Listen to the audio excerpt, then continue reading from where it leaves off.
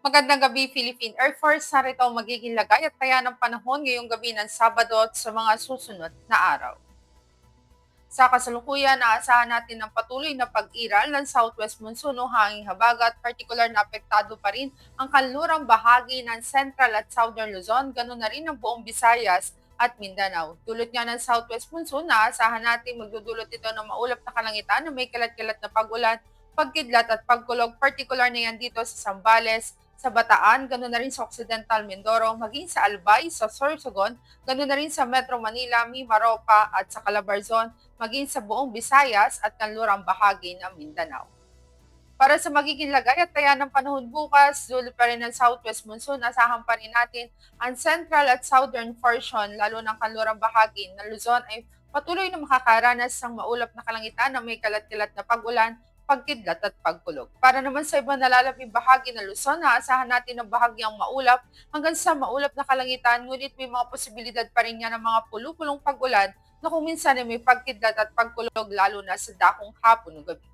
Dito naman sa buong Kabisayaan, dulot pa rin ng southwest monsoon, naasahan pa rin natin bukas ang maulap na kalangitan na may kalat-kalat na pag-ulan, pagkidlat at pagkulog. Dito naman sa Mindanao, particular na sa kanlurang bahagi, dulot din ng southwest monsoon, aasahan natin ang maulap na kalangitan na may kalat-kalat na pag-ulan, pagkidlat at pagkulog.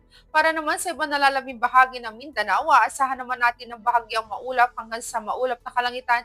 Ngunit may mga posibilidad din yan ng mga pulupulong pag-ulan na kung minsan ay may pagkidlat at pagkulog, lalo na nga sa dakong hapon o gabi. Para naman sa magiging lagay at taya ng panahon pagsapit ng Lunes hanggang Miyerkules dito sa Metro Manila, aasahan natin ang patuloy na maulap na kalangitan na may kalat-kalat na pag-ulan, pagkidlat at pagkulog dulot yan ng southwest monsoon. Ganon din ang aasahan natin dito sa Cavite. Maging sa Angeles, sa Lipa, sa Puerto Princesa, at sa Kalayaan Island.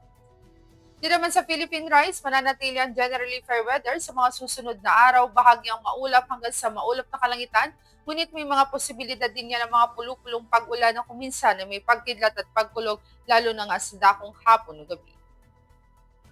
Dito naman sa Lapu-Lapu, dulot pa rin ng southwest monsoon hanggang araw ng Lunes, patuloy ang maulap na kalangitan na may kalat-kalat na pag-ulan, pagkidlat at pagkulog. Pagsapit naman ng araw ng Martes, asahan natin may gradual na pagganda ng panahon.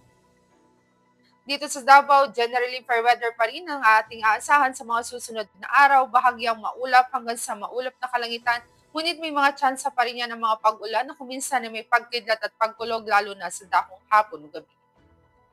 Dito naman sa Zamboanga, dulot din ng southwest monsoon, aasahan natin hanggang araw ng Lunes ang patuloy na maulap na kalangitan na may kalat-kalat na pag-ulan, pagkidlat at pagkulog. Pagsapit ng araw ng Martes, may gradual na pagganda ng panahon. Para sa ating astronomical information, ang araw ay lulubog sa ganap na 1829 dito sa Metro Manila at asahan natin sisikat bukas sa ganap na 0530. Para sa ating moon illumination, meron tayong 11% increasing. At yan ang latest update natin sa weather at para manatiling sa lagay at taya ng panahon, i-follow lamang ang Air Force Weather Center sa aming mga social media accounts. Sa ngalan ng aming commanding officer na si Colonel Alvin John Cugador, Philippine Air Force General Staff Corps, ako po si Sergeant Jessa C. Cuenca, Weather Forecaster ng Air Force Weather Center. Muli magandang gabi, Philippine Air Force.